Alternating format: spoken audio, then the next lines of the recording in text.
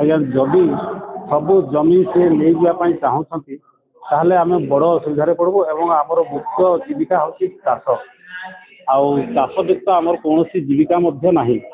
ଆମେ ଏତେ ଚାକିରି ବାକିରି ସେମିତି ସେଭଳିଆ କରୁନାହୁଁ। ଏହା ସମ୍ପୂର୍ଣ୍ଣ ଆଦିବାସୀ ଅଧ୍ୟୁଷିତ ଏରିଆ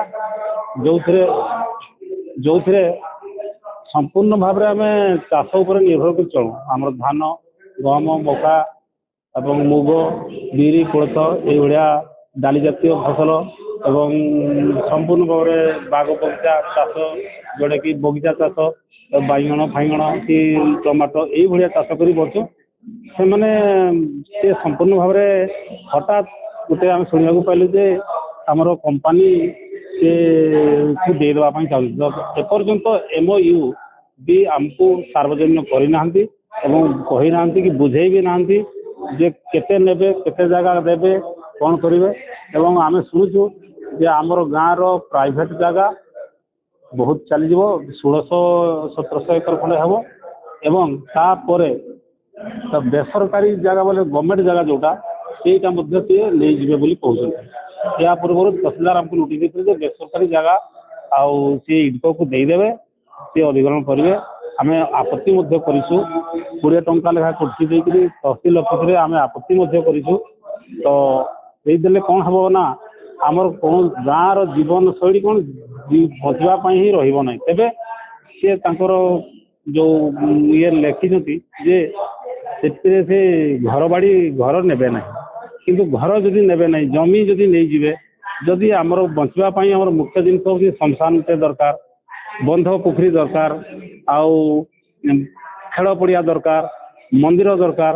ଆମର ଗାଁରେ ସବୁ ସାଧାରଣତଃ ଠାକୁରାଣୀ ଶାଳ ଆମର ରହିଛି, ସେଗୁଡ଼ା ସିଏ ନେଇଯିବା ପାଇଁ ସିଏ ଚାହୁଁଛି। ଗୋଚର ଗାଈ ଗୋରୁ ରଖିଲେ ଗୋଚର ଦରକାର, ସେଗୁଡ଼ା ସିଏ ଜମି ନେଇଯିବା ପାଇଁ ଚାହୁଁଛି। ଜଙ୍ଗଲ ଜମି ଆଉ ଗ୍ରାମ୍ୟ ଜଙ୍ଗଲ ଆଉ ଗୋଚର, ଶ୍ମଶାନ, ମାନେ ପୋଖରୀ ଏଗୁଡ଼ା ସବୁ ନେଇଯିବା ପାଇଁ। ଯଦି ସେଭଳିଆ ଜିନିଷ ନେଇଯାଏ ତାହେଲେ ଆମର ଯଦି ମୁଖ୍ୟ ଜୀବିକା ହେଉଛି ଚାଷ, ତାହେଲେ ଆମେ ବଞ୍ଚିବୁ କିଭଳି? ଆମକୁ ବରଂ ସେ ଗୁଳି ମାରି ଦେଇକରି ନେଇଯାଉ କିମ୍ବା ବମ୍ ମାରି ଆମକୁ ବମ୍ ଫୁଟେଇକିରି ବି ଯଦି ନେଇଯିବା ପାଇଁ ଚାହୁଁଛି ସେ ନେଇଯାଆନ୍ତୁ। ଆଉ ହେଲେ ତାଙ୍କୁ ବି ଜମି ଅଧିଗ୍ରହଣ କରିବା ପାଇଁ ବି ସୁବିଧା ହେବ। ଆମର ପ୍ରତିରୋଧ କରିବା ପାଇଁ କେହି ରହିବେ ନାହିଁ ଏବଂ ସମ୍ପୂର୍ଣ୍ଣ ଭାବରେ ଜୀବନରେ ବି ଆମେ ବି କେହି ବିରୋଧ କରିବା ପାଇଁ କେହି ରହିବୁ।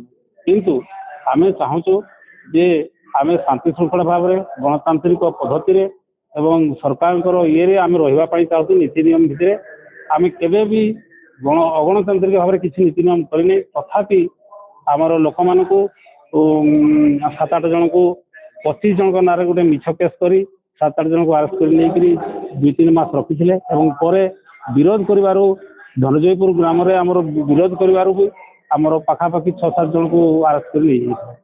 ଏଇଭଳିଆ ଆମର ସରକାର ଜବରଦସ୍ତି କରିବା ପାଇଁ ଚାହୁଁଛନ୍ତି। ସେ ଚାହୁଁଛନ୍ତି ଯାହା ବି ହଉ ଲୋକମାନେ ବରଂ ମରିଯାଆନ୍ତୁ, କିନ୍ତୁ ତାଙ୍କର କମ୍ପାନୀକୁ ଦେବା ପାଇଁ ସେ ଚାହୁଁଛନ୍ତି। କିନ୍ତୁ କମ୍ପାନୀକୁ ଆମେ ଚାହୁଁଛୁ ଯେ କୌଣସି ପରିସ୍ଥିତିରେ କୌଣସି ଇଏରେ ମଧ୍ୟ ଆମେ ଆମର ଜୀବନର ଶେଷ ରକ୍ତ ବିନ୍ଦୁ ଥିବା ପର୍ଯ୍ୟନ୍ତ ମରିଯିବୁ ପଛେ ଆମର ମା ମାଟିକୁ ଆମେ ସରକାରକୁ ଦେବୁନାହିଁ।